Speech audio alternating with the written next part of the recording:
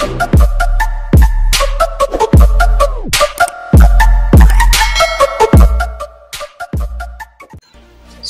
hi guys, welcome back to my YouTube channel. It's me, your Turugi Girl. So, for today's video ay ang gagawin natin ay magtatapal tayo ng abono. So, yan ang mga tanim naming repolyo at ombok. So, ang gagawin ko ngayon ay magtatapal ako ng abono o fertilizer para kapag umulan ay hindi mabawasa.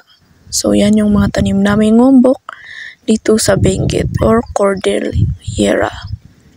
So mag-isa nga pala ako ngayon na magtatapal ng abono dahil may ginagawang aking pamilya. So yan, kita nyo naman yung ginagawa ko. Ganyan ang trabaho sa amin.